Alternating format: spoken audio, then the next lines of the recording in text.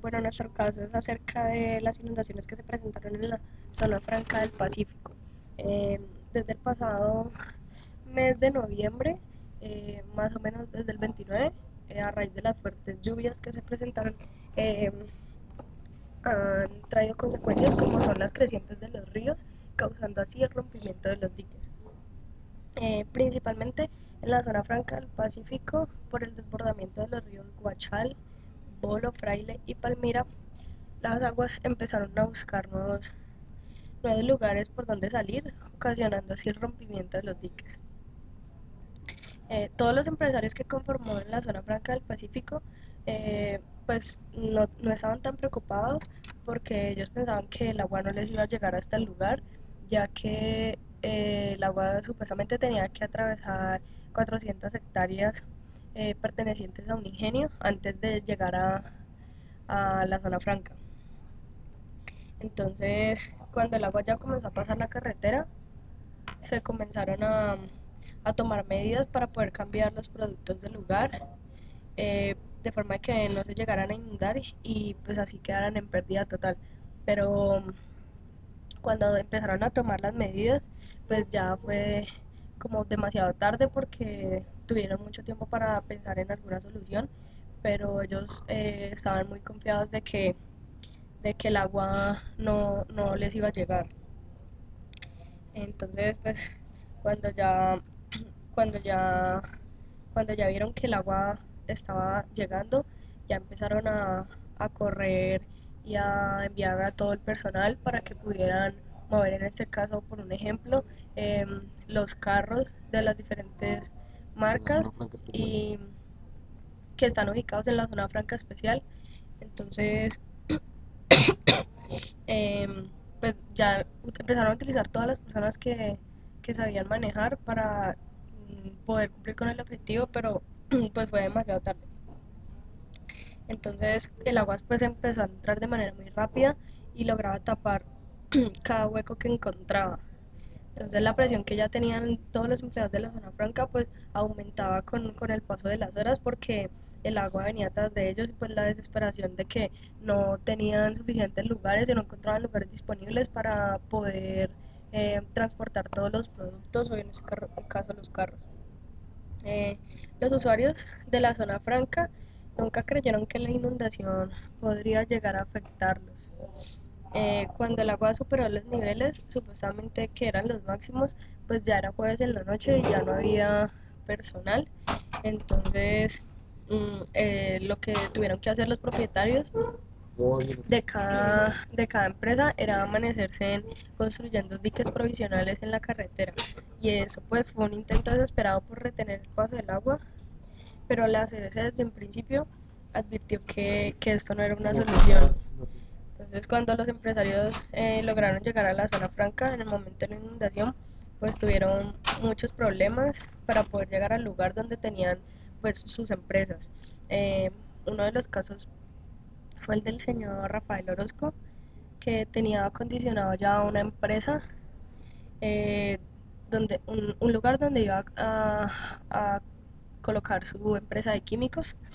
Ahí, pero él, al llegar allá, pues encontró todo totalmente inundado y obviamente tuvo muchas pérdidas. Entonces, eh, la angustia que, que él tenía al llegar allá, pues fue notoria. Y ya el día viernes, después de que se habían amanecido construyendo los diques provisionales, pues ya el agua había subido 50 centímetros. Entonces tenían que estar pendientes y comenzar a realizar planes de emergencia. Y para esto, pues ellos pensaron en dos planes, pues fue lo primero que pensaron. El primero era crear una barrera para que el agua no siguiera circulando, pero pues igual a medida que el agua fuera creciendo, pues se iba a llevar lo que encontrara. Y el otro que, era que rompieran un, un dique que se encontraba más arriba para que el agua se desviara a los cañaduzales, pero pues igual ya habían muchos cultivos inundados. Entonces, pues el segundo plan, Hablan de menos Paila, mal, menos mal estaba ya no, adelantado en la rotura del dique. Ajá, igual tenían problemas legales después donde hubieran hecho eso, entonces menos mal pues ese plan no se llevó a cabo. Em, entonces la creación de la barrera pues que era la primera opción, entonces se puso en marcha y desde el jueves en la noche con los helicópteros se logró depositar gran cantidad de tierra, de grava y de roca apilada sobre la autopista para impedir el paso del agua. Entonces, obviamente siempre fue claro que los ingenieros que estaban ayudando con lo que estaba ocurriendo fueron claros en decir que eso no soportaría y que si el nivel de agua seguía subiendo, pues se iba a llevar eso. Entonces, eh, eso era una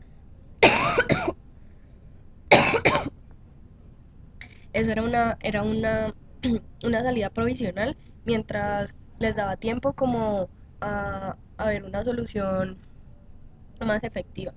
Entonces, pues dentro de la zona franca se formó caos porque no había lugar para transportar todos los productos que habían en las diferentes empresas para que no se vieran pues afectados en un porcentaje muchísimo mayor.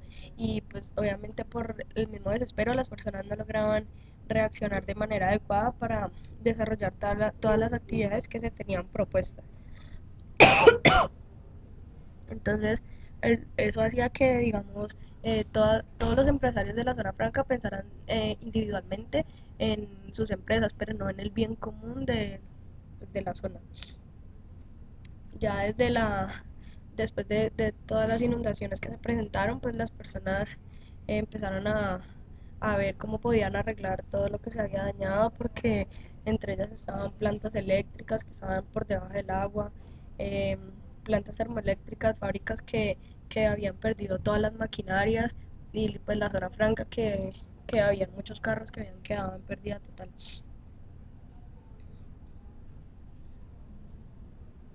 Bueno, pues entonces, eh, realmente lo que podemos ver aquí es que nunca se tiene como realmente lo que hablábamos, nunca se tiene como un máximo o un límite de lo que puede pasar. Siempre pensamos que hay un peor escenario, pero realmente el peor escenario no lo conocemos porque siempre las cosas pueden ser peor realmente de lo que hemos planeado. Eh, se conoció que realmente no había nada hecho, no se tenía un plan de contingencia, un plan de continuidad, como lo quieran llamar, eh, para, para prever esta clase de desastres. Están las mayores, o sea, una gran cantidad de las empresas que tienen importancia en el país se encuentran en esta zona franca. Eh, para el costo del capital que había invertido en esta zona franca, realmente no se tenía pues, la protección debida para que en un caso como este no hubiera las pérdidas que hubieron. Hablamos de empresas que perdieron 300 millones de dólares en esta inundación, así de fácil. Eh, También se puede pensar de que no se está como atento a los riesgos, de que muchas veces las personas pensamos en que no va a llegar a ocurrir algo, entonces que por eso, digamos, no se va a tener en cuenta eh, como una acción de prevención. Y pues también hay que ver que hace muchísimo tiempo pues no llovía de esa forma y pues que las personas pues no estaban como dispuestas a afrontar este tipo de situaciones. Se dice que pues, lo que le pasó a la zona franca afectó también a muchas personas, pero también se requirió como de la colaboración de muchas otras eh, para permitir, digamos, ya después de inundado, pues poder sacar el agua de allí. bueno, como que realmente en nuestro país la ingeniería de riesgos o de ingeniería de desastres no se tiene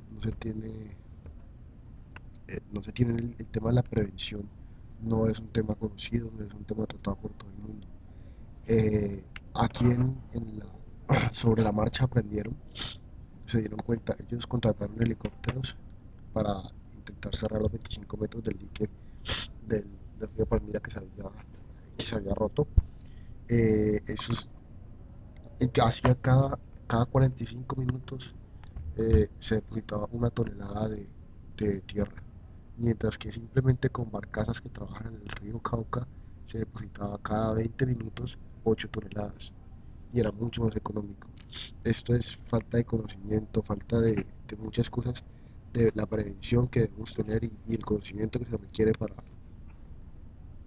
para una realidad, actualidad y muy seguramente el futuro de lo que nos espera. Eh, bueno, realmente no, las cosas se hacen y no se les hace un seguimiento. Eh, el gran problema que hubo con este dique que se rompió era un problema que tiene todo el valle, que es la hormiga. Eh, Esto fue realmente lo que debilitó el dique y por lo cual no aguantó la presión del río. Eh, Tampoco creyeron nunca que las 400 hectáreas de Barbarita, de caña, fueran a llenarse y pasar además el Sajón Tumaco. Eh, bueno, pues Nosotros pues para lograr contextualizarnos y todo eso pues nos apoyamos en una entrevista que realizamos pues al señor Rafael Orozco. Él fue uno de los afectados eh, por esta situación. Entonces pues a través digamos que de lo que nos dijo más de la información pues que nosotros escogimos pues vamos como a plantear en fin una solución. una solución pues para este caso. Muchas gracias.